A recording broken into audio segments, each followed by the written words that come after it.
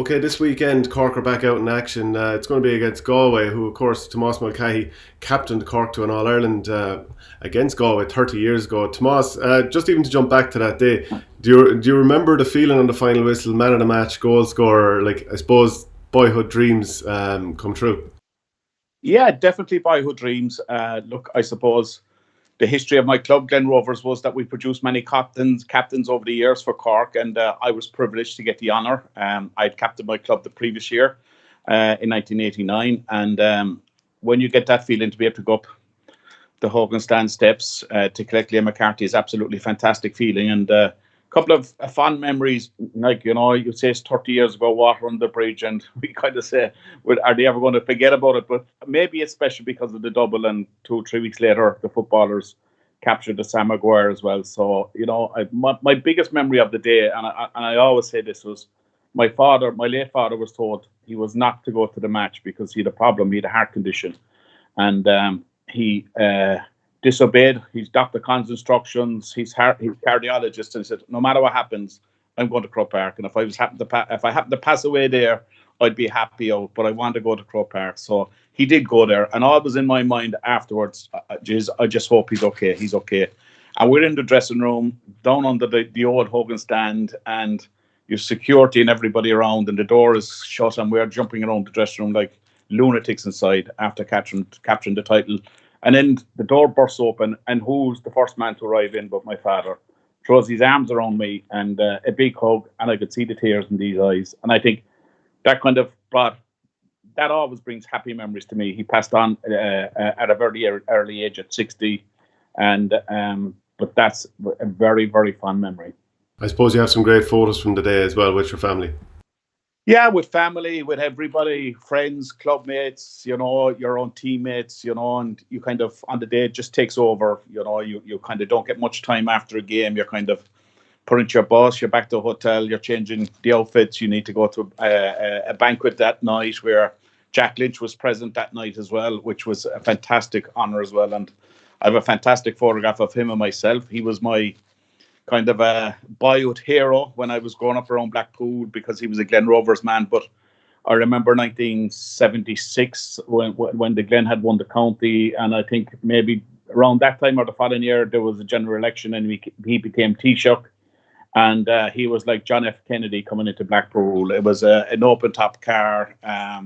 The crowds that were around Blackpool was just incredible, and he was loved by everybody around there. But if you're a Glen Rovers man, I think the man had charisma. He was on the Christy Ring Bridge in '89 when we won the county championship. So massive, massive memories of that guy as well.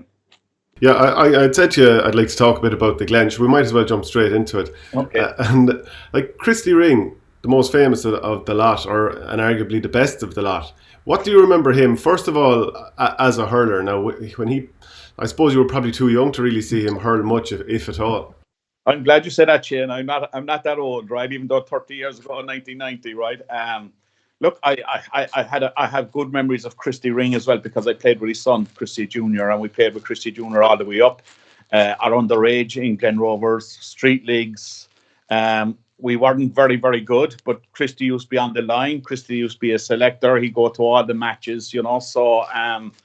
and it was probably pretty difficult for his son, Christy Jr., living up to the standards of his own father, even back then. And look, we went on to win a county championship medal together, Christy Jr. But Christy was he was an incredible guy because, I mean, anybody that you spoke to, I mean, the passion for the game, the story of his days when he was driving a tanker for Shell Oil, I think, yeah, and he was traveling the country, and inside the cabin was hurling a sitter everywhere he went, and every opportunity that he got out, he was pucking the ball against some wall, and like he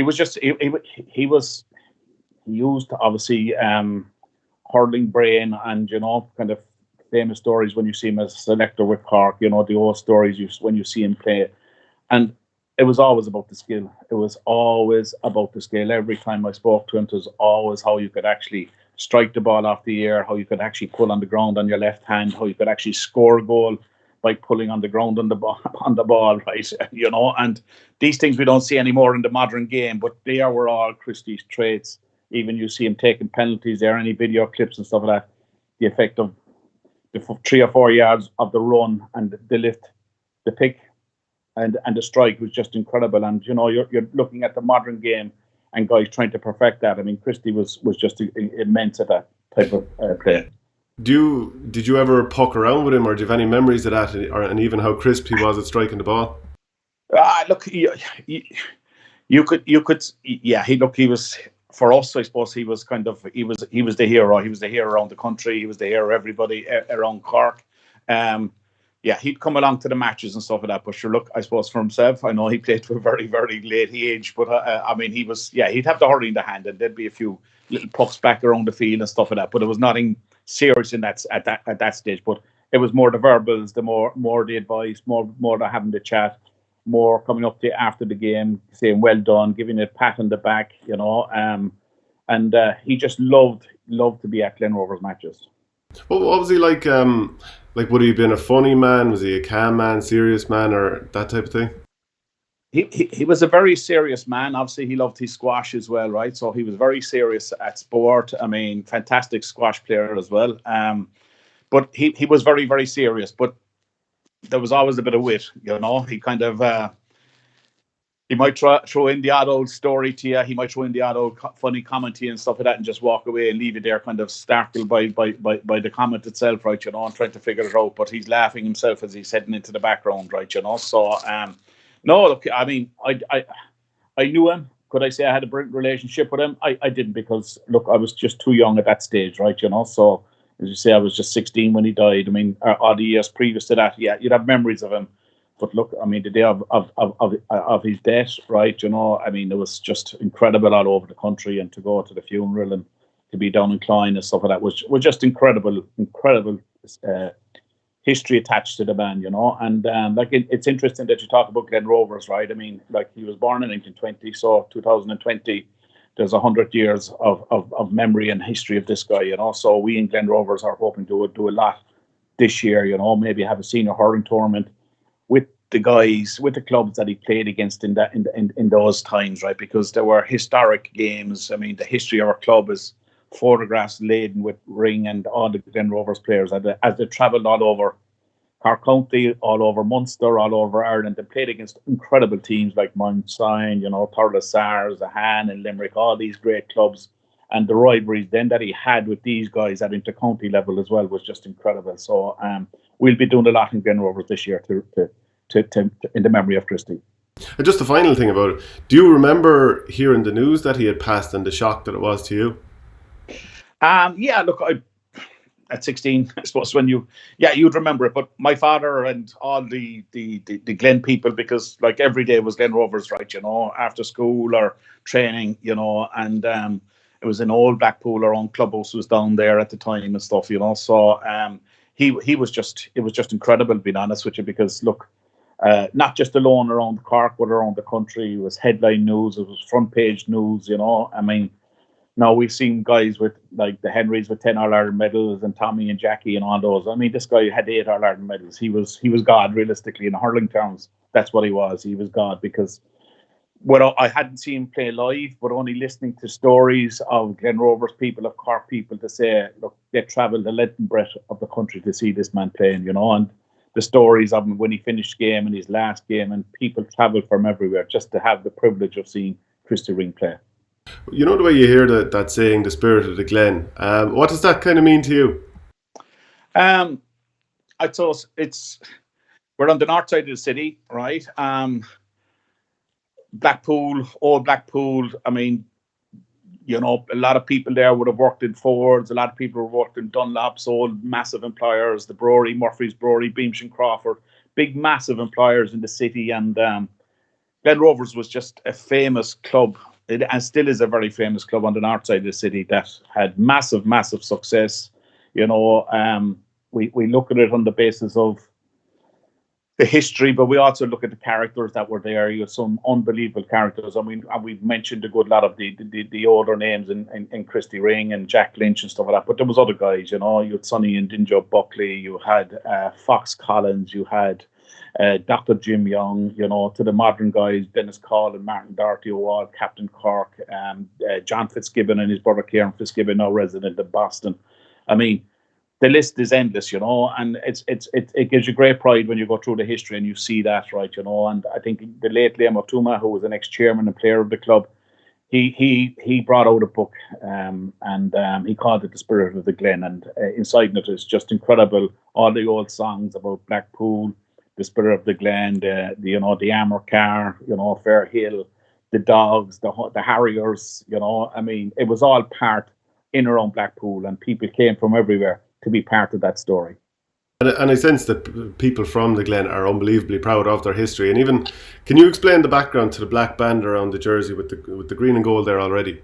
Yeah, it was like obviously 1916. We were green and gold with a white collar, and because of the events of 1916, it was decided by officers of the club at that stage that we would remember those people of 1916, and there was a black hoop put into the jersey. So we are green, black, and gold now is our colours, and fantastic colours, and like we've many arguments in the club over years and stuff like that in the modern area trying to get a sponsor on the jersey, and the old guys were fighting against us, standing up at AGMs. That jersey is sacred. You will not touch, or you will not put a sponsor's logo on that jersey. It is a sacred piece of garment. But time has moved on, and happily fellas have kind of seen the bit of innovation, and obviously for club finances you just have to move with the times, and we have a fantastic sponsor on there now. Because I was going to mention, within that book, there's a photo of Christy Ring giving his last pass to the sliotar, which set up, I think, a winner for John Young. Do you remember, never mind that photo, but do you remember your own last game, whether it's for Cork or the Glen, and how much do you miss hurling? Or was it, like, you talk to some lads and they don't miss it at all? Yeah, look, I suppose at this stage, I mean, at the time, when I finished Drive, I went into Dr. Con Murphy, because when you're getting to 32 and 33, Shane, you're picking up the bit of injuries. As you know yourself, right? The old hamstring comes along, even though fellas were saying they used to eat hamstrings back then, right? The ankle injuries. You were getting a lot of injections for pain and stuff like that as well. And look, the heart says, yeah, I want to play on, and I want to play on for another 1 or 2 years. But I remember going into Dr. Con Murphy surgery one morning after a game, and he just kind of said to me, look, he says, I'll give you a bit of medication there. Look, there's bad swelling on your ankle, but he says, do me one favor. He says, when you're coming back in, he says, on Thursday when I want to see you again, bring your hurley and your boots with you, and leave them in the surgery. He says, your time is up. So I love that, being honest with you, right? I probably didn't like it at the time, but when I look back at it now, he was right. There is a time to go as well, and that is the beauty, We all kind of maybe criticised Jimmy Barry Murphy back when he finished in 1986. People were saying, God, there was another 3 or 4 years left in Jimmy Barry Murphy. But he knew himself. He'd been around since 72, 73. He'd given it everything, like he was the fittest of guys. You'd say aside full forward, he'd be still fantastic for another 3 year period. But he knew internally himself it was time to go, and kind of maybe it took a while for people to accept that, but Jimmy was right. And I think most people know, you take the modern player, DJ and Henry and stuff like that as well. They all know, I think, when the time is up, it's time to go and leave it to the younger lads then. Where did Jimmy rank with the players that you played with? I'm going to imagine he's right up there at the top. Jimmy was, I came on the team in 1983. I played under 21 with Cork. I was only 19 years of age, going on to 20, right? And I came to a challenge match below on the Jack Barrett Memorial Field in Kinsale. We played Waterford on a Sunday night at 8 o'clock, baking hot summer's day, and I was asked to go along. And there I walk into a dressing room, and there's Shawnee O'Leary, there's Jimmy Barry Murphy, there's Timmy Crowley, John Crowley, Tom Cashman, Dermot McCurtain. They were all my heroes from the 3 in a row team, 76, 77, 78, right? And what I liked about Jimmy, Ray Cummins was a fantastic man as well. I loved him when I saw him playing as well as a dual player. I just thought he was class as a full forward. But Jimmy was totally different, because his vision was incredible. He was a great man to get scores himself, but how he set up other people, And I was on one side of Jimmy, there could be Sean O'Leary who was on the other side, and we just knew when Jimmy got the ball that you need to make a move, you need to be in the right place to take the pass, because that's what he was looking for. Once he was bottled up, or there was guys around him, Jimmy was incredible to offload the ball. And I think that stood the test of time for me as a player, but also other Cork players going into the future, because we were an unbelievable team to create goals, and we scored unbelievable goals throughout maybe a 10-year period, and whether it was Kevin Hennessy, who was there as well and played with Jimmy, whether it was Ger Fitzgerald, whether it was John Fitzgibbon, the understanding was, like Jimmy, if you got the ball and there was man in a better position, you gave him the ball, and that created goal scoring chances, and that was brilliant for us, And if it was your turn next and you won possession and you knew Jimmy was free, you're bearing down a goal. It's 2 against 1. If you didn't give the ball to Jimmy Barney Murphy, you got a bit of a tongue lashing, And that was the understanding that we came up with, and that was the way we played the game back then, and that's the way we trained, and we trained very, very hard. We put an unbelievable emphasis into ground hurling. There was 25 minutes, 30 minutes every night.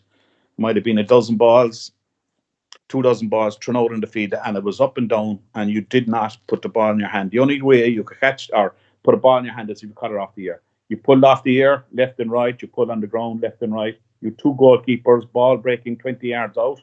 You flaked it on the ground and tested the goalkeeper on that basis. And you take passes from Jimmy, ball happened in front, you let fly, And that built great understanding. But that was our hurling then back then. That's what we were told. Our coaches, Ken O'Brien, Johnny Clifford, that's the year that they came up with, It's something that I would love to see come back into the modern game, I must say. A guy 15, 20 yards out from goal. No need to pick it. Let fly, because the ball moves so fast now. You have an unbelievable surface, and they have great striking ability. And I think the team that comes back with a bit more of that will catch an awful lot of the opposition out.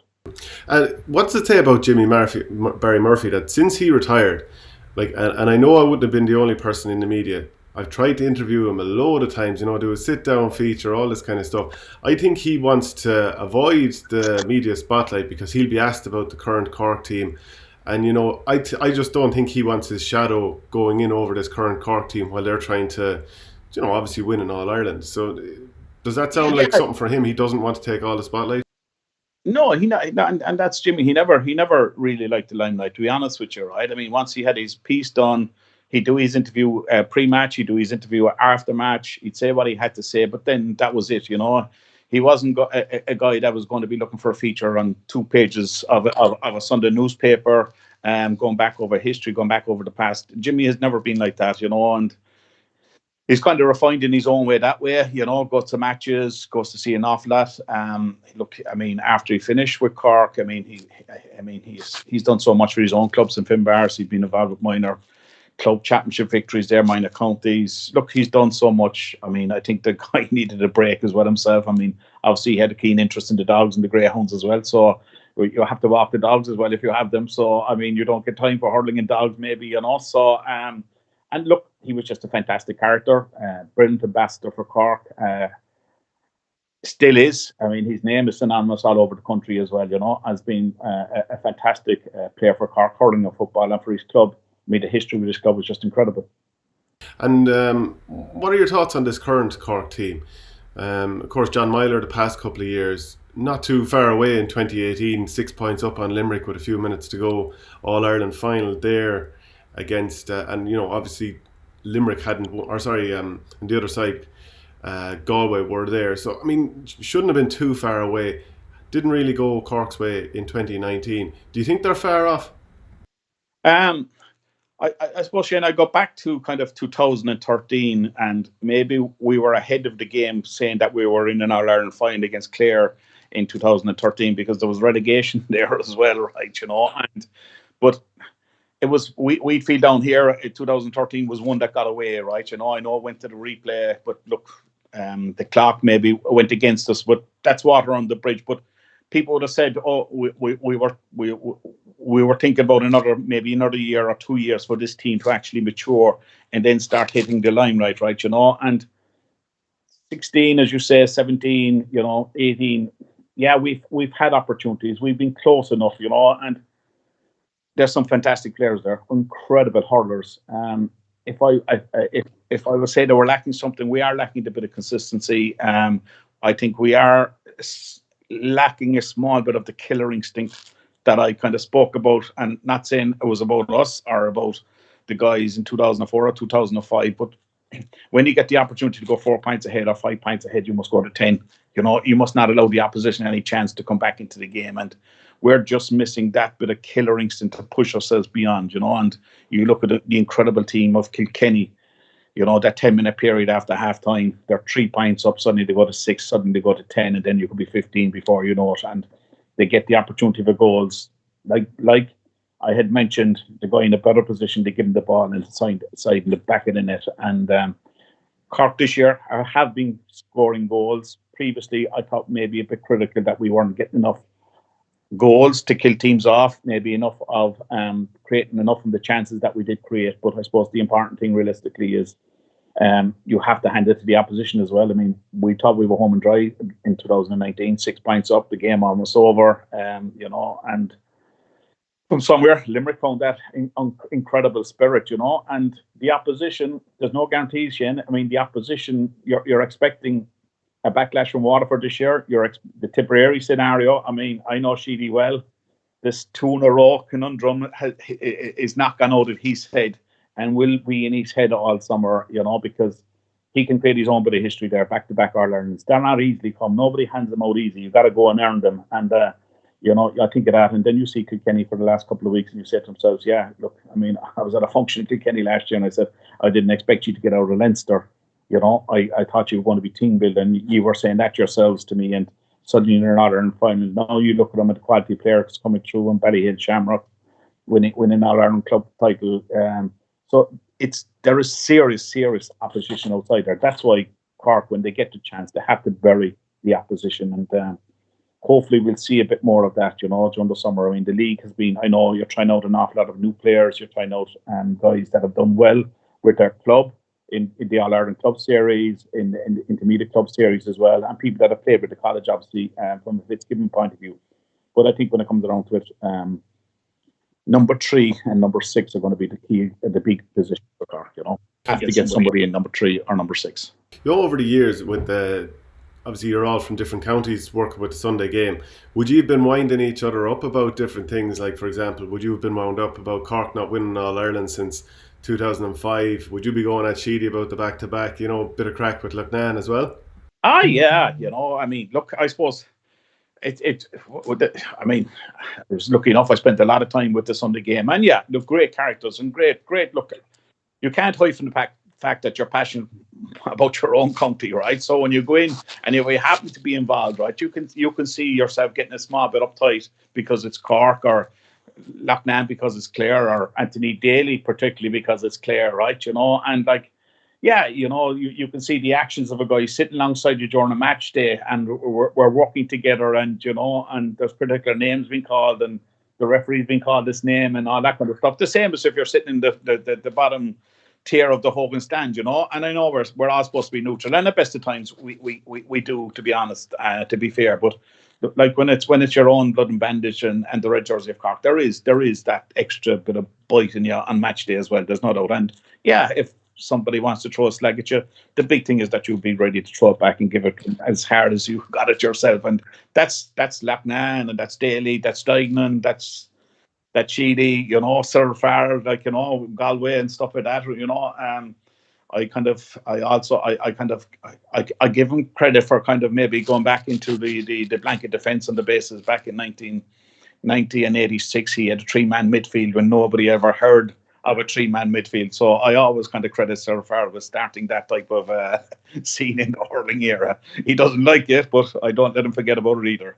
And would you say, was there ever a day where you found it hard to control your emotions when you had to analyse something that had just happened in front of you, and maybe, Cork had let a lead slip or something like that? Yeah, look, I suppose, I mean, up to a lot of the period, we were not allowed to go be involved when your own country was playing, being honest with you, which was unless you were doing radio maybe, or just maybe a highlights program and you were talking about your own country. And you've got to be fair and honest. And particularly when it comes to sending off red cards and stuff like that, you've got to be honest in your opinion and assessment. You've got to forget about Cork on that side of it and say it was a red card or it wasn't a red card, and other kind of mainly referee decisions and stuff like that as well. But I always hated to be individually or player critical, to be honest with you, because it's still an amateur game. I know there are other guys out there, and people talk about Brawley and Spillane and stuff like that, right? And I don't agree with where they're at in terms of their personalised, critical analysis of an individual. Nobody goes out to play a bad game. I mean, I played more bad games than I did good games, so I knew, what I felt on a Monday morning or a Sunday night. And back then, when you pick up the paper on the Monday morning, guys weren't holding back in the press. Guys weren't being friendly to you. They were really having a right go as you as an individual. And look, we travelled to matches on a Sunday morning, to inter-county matches. We used to be, we were privileged. We'd meet at St. Patrick's Church. There would be kind of like limos pick us up, and you could get 8 into the car. And in the front seat was Dr. Khan. And all of the 2 or 3 newspapers were after being picked up at that stage. And then you go into the middle of the sports page, and there's somebody having a right cack of a Tomas Mulcahy to say he's no left hand, or Kevin Hensey is 2 stone overweight, he's useless, can't puck a ball. And you're reading this going up in the car, and there's a bit of laughing and joking, and but behind it all, it does affect fellas, and it does hit them personally, and particularly when you have a bad championship game. And like we had a good few bad championship games, and the Monday was not pretty good, to be honest with you, and that's why I kind of look to talk about the team play rather than the individual. Okay, you have to talk about an individual on the basis of bad decision making on the field, but not to personalise it, because nobody goes out to play a bad game. Everybody goes out there. Once you get the jersey on your back, into county jersey particularly, everybody wants to win. Everybody wants to be man of the match. Everybody wants to win our medal. Everybody wants to be going up the Horgan stand to actually collect a McCarthy Cup, right? So it's different now. It's gone to a different level. I mean, we train 2 nights a week. We might have a match of the weekend, National League matches. We might train 1 night before a National League match. So how things have changed, Shane. It's incredible. Did you have a county that you liked to beat more than any other? I'm going to assume it must have been Tip because of the Munster rivalry. Yeah, look, I suppose the history of Cork, and you go back and you say to yourself, I mean, yeah, who was your greatest rival? I think for the period that I was playing from 83 to 95, it certainly was Tipperary, I always remember the famous day in Thurles in 1984, right? And Tip hadn't won for a long time, right? And Cork people had left the match with 3 minutes to go. I think Tip were 4 pints up or 5 pints up at that stage, and it looked over.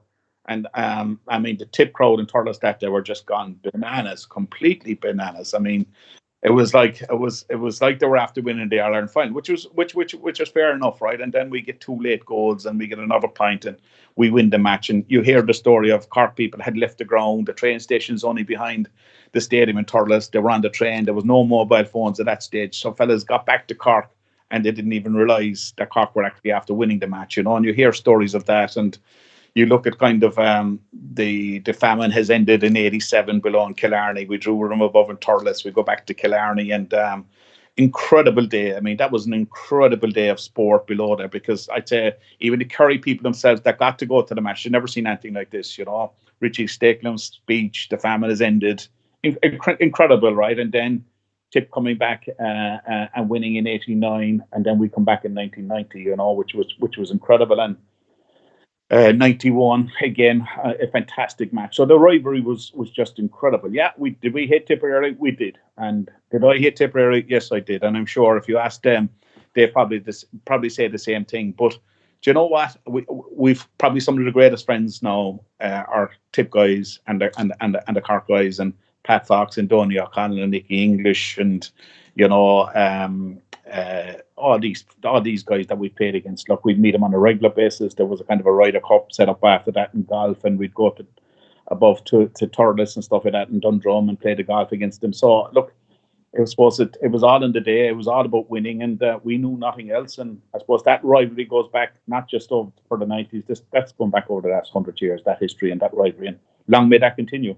Did the donkeys don't win derbies comment from Babs, did that actually make a tangible difference to how you would have motivated yourself and prepared yourself that year?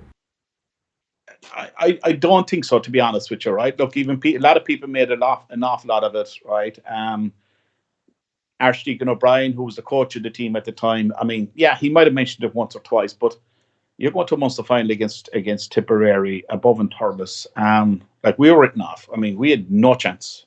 I mean, I remember that year, 1990, right? I mean, I was going into the final. I had a fitness test the day before the Munster final with Dr. Khan, and I'd broken my finger badly in a trial game 2 weeks before the event against Cork under 21s. And I had a pin inserted in my finger, and my fitness test was out in the back garden with Dr. Khan. He had a hurley held up, and he asked me to pull across the hurley. And as soon as I did, the hurley just flew onto the ground, the sting and the pain. He said, that's it. You're out. Forget about it, right? And Teddy McCarthy wasn't playing either that day against and Kieran McGuckin from my own club was the captain.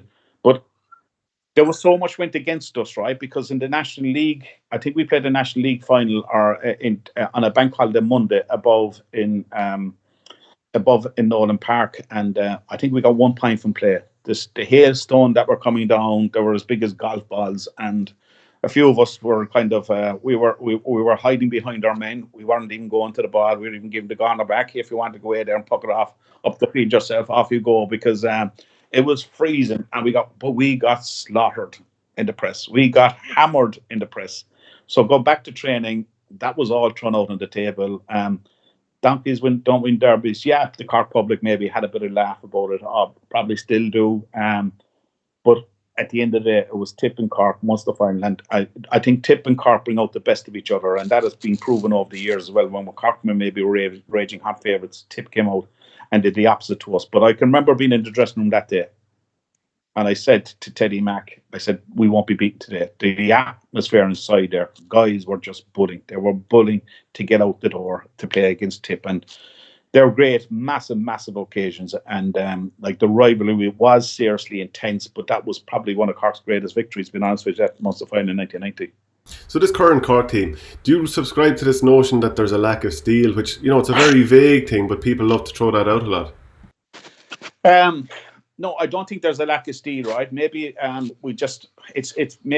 you don't have the lack of steel when you're playing the type of game plan where we are playing at the moment, going short with ball, going, putting balls out to two cornerbacks, and there's less of the actual physical contact in the game than there was previously, So, I mean, if you were playing centre forward, in my time, it was centre forward.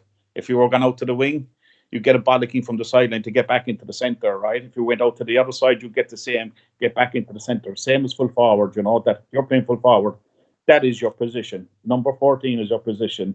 And when you were there, you were man-to-man with your man, right? Now the modern game has moved. You've seen the smaller type player going to centre forward, number 11, whether it is Tony Kelly, whether it is whatever, it could be anybody. But invariably, you're going to see the centre forward maybe go 20, 30 yards off his man, try and take him out of the centre, and open up space. And it leads to less of the physicality. But no, I don't think Cork can be called a team that don't have steel. I think there's plenty of characters in there that have that bit of steel. I just think it's the killer instinct. I think maybe, conceding too many scores from the opposition from wrong decision making, probably with puck outs and stuff like that, has cost us dearly a little bit over time. But I just think when you get inside your man, maybe take the chance and have a go for goal rather than being happy to put her over the bar, And that's probably the only thing that I see lacking there. I think they're a very good team. I think there's some super talent coming through Cork. We've seen over the last number of years, development squads, we've seen everything like that. But disappointing maybe on the 2 years that we didn't get the under 21 title, and that would probably give us a massive lift. But you can't say it like the likes of Patrick Horgan or Seamus Hardy or Bill Cooper or Robert Downey are lacking a bit of steel. Robert Downey's from my own club. My God, he's a beast of a man, 6'5", 6'6", right? I mean, I wouldn't like to be running into him in the morning, and to say that he's lacking steel. No, he's not, to be honest with you. So there's a lot of serious talent there. It's just gelling it together, becoming a united team, giving the ball to the guy in a better position to score, and just becoming a team. Team is everything. Team is everything. It's the same with Tip. I see Tip.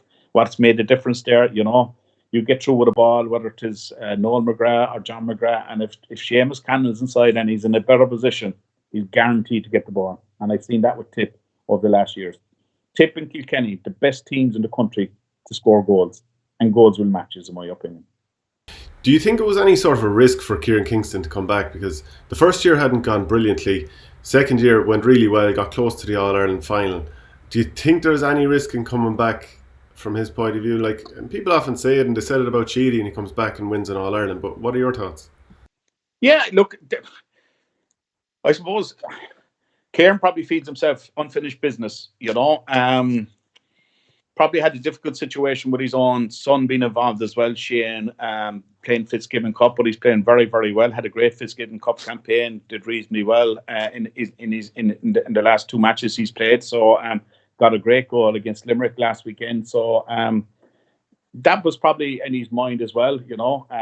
But like Kieran was very ambitious to say, look, there's unfinished business here. I took a lot of flack on the basis of the way it finished, but I see a great, and he has fierce belief in that team as well, and that's the reason he's back there, because he feels there is a team capable of winning in All Ireland, that's what we all hope, and he's put a great backroom squad in place, great experience with likes of Joe Cunningham, Dermot O'Sullivan there as well, and I think the players are certainly buying into him, definitely. Do you think this year an All Ireland is realistic? I know you don't want to pile pressure on, but like the talent there, like Fitzgibbon's pace, if Coleman got back to his 2017 form, like because the talent level is huge there. Like look, people say, Shane, look, maybe it might take Cork another year or two, right? I don't buy into that, because you say that every year. When you're playing in the county, you want to win now. And it's about now. It's not about 2 or 3 years' time, because 2 or 3 years' time, Patrick Horgan might not be long around there anymore. Seamus Harney might not be around. I mean, Patrick Horgan is 32 now. He's been there since he's 19. And you would think it's only the last 3 or 4 years, 5 years that he's come into the team. He's been there and he's played with an awful lot of teams over that period of time. For themselves, you would hope delivery is now. You would hope that they win in Ireland for themselves. They put an incredible amount of effort, no different to any other intercounty team. You don't get handed them out. You have to actually deserve it. You actually have to go and win it yourself, and you have to win it as a team, as a unit. But individually, you're the man that can make a massive contribution on the day, and it would be fantastic. I mean, I know he's my own club man, right? But I mean, the level of discipline and the skill factor and his dedication for Patrick Horgan, it would be just a shame that he wouldn't finish his career with winning an All Ireland final. So I don't think about next year. I think about this year. And I think there is pressure in Cork to deliver. There is pressure in Cork to deliver this year, because it's 2005 since our last All Ireland. It's unheard of from a rebel county that we would go so long. So the pressure now is building every year. It's a bit like Liverpool. Guys, if you're not a Liverpool fan, you could be thrown in the slagging over the years and remember 1990 and stuff like that, right? It's done and dusted for them now. Maybe it might be another red jersey time at this stage, right, to do something like that, because I think it's important for Cork, it's important for Páirc Uí Chaoimh, the stadium, it's important for the Cork public, it's important for underage. You need success. When you're into county level and the expectation is high, you need to be winning All Irelands. Munster titles, yeah, you take that along the way, but it is about winning the last weekend in August. It is about winning an All Ireland Championship, and this team has to prove themselves to do that, being honest with you. And that's not pressure on them. That's the expectation that's there. And I'm sure that expectation is within themselves as well. And I'm sure it's there with Kieran Kingston and his background. In Cork, you'll be judged on Ireland's success. That's what you will be judged on. And just a final thing before I let you go, because you've been great with your time. Patrick Horgan, his evolution over the years, like I remember the first couple of years, he's probably started in 08, nailed down his position pretty quickly, and I had to watch my brother Paddy mark him a few times. Stressful enough to watch that. And then 3 or 4 years ago, maybe 5 years ago now, I remember speaking to you and you were talking about like how much gym work he's doing, and I don't know if that was necessarily focusing too much on gym, but then again, he's just got the greatest hands going and greatest wristiness. What has his evolution been like over the years? It's been incredible, because I suppose he came onto a team that wasn't kind of having major success either, right? And but a 5-year change, like, and I do remember maybe having that conversation with you, and I think it was the time when strength and condition was the new buzzword in GA terms in football and in hurling, and we were kind of being overawed. I always been overawed, because back in our day, we didn't even have access to a gym. Most of your training was done in the field. Your works was done in the field. Your press ups, your sit ups, the whole lot, right? It was all in the field. Our strength and condition was 8 laps of the tunnel of the old Páirc Uí Chaoimh. We didn't have a gym, right? So and then you look at where it's gone, and people 24/7 and 5 days a week, and there's a gym program and stuff like that. And I was just conscious. I mean, Patrick did bulk up. He has filled out. Look, he's a fine specimen of a man, well able to look after himself as well. And that's where the game has gone. Do I think some people have overbulked? I think they have. I've seen a few guys in the past number of years where the gym took over more important than the hurling side of it, because hurling is still a game of skill. Hurling is still about movement of the ball, eye-to-hand coordination. It's about being in the right position at the right time. And if you're a forward, a corner forward, or a full forward, and you're only 20 yards from goal, it's all about having the pace to be able to get past your man to put up the green flag. And but I think Patrick now has gone to a different level in terms of himself as a person, his responsibility, the character in the guy. I think he's been much more comfortable himself, even talking to media. He was a very shy individual, very shy guy. So I think he is totally matured. He's taken on that responsibility. I mean, nobody questioned his free-taking ability, but like what he's done in the last couple of years has just been incredible. But his skill level, some of the point scoring, I mean, some of the point scoring this year has been incredible. But what I like more about him, he's now in a position where he can score goals. He's now in the position when he gets inside his man. Because I've never seen a guy, maybe Shefflin or Joe Canning, I put him up there with all of these guys, that his ability to strike a ball left and right. So when he gets inside his man 21 yards from goal, I think he should be looking at the top left-hand corner or the right-hand corner a bit more. That's me being critical of the guy. That's me because I know of his ability, because I've seen the guy coming up. He has incredible skill and his dedication. I mean, you go to the Glen hurling field, and if Patrick is around and he's taking his frees and he starts at the 45-yard line out of 65 and then all the way down, he'll end up with the corner flag nearly inside the 14-yard line trying to put him over the bar. But he could have 9 or 10 fellas behind him trying to do exactly the same thing, which is fantastic. And he's great time for everybody. And I know you might say I'm like a long playing record at this stage talking about this man, but he has incredible ability, and we've seen this the last number of years. I mean, he's turned games for Cork, and look, you just hope that he's captain of the team, that he gets the opportunity like I did, and keep the tradition in Glen Rovers going to walk up the steps and put his hands in the McCarthy Cup. I'd love to see that. If only if you weren't from Cork, I might agree. But unfortunately, as a tip man, I can't. I know. But you've been very good with your time, Tomas. I appreciate you coming on, and no doubt we'll chat again soon. Okay, Shane. Appreciate it. Thanks very much.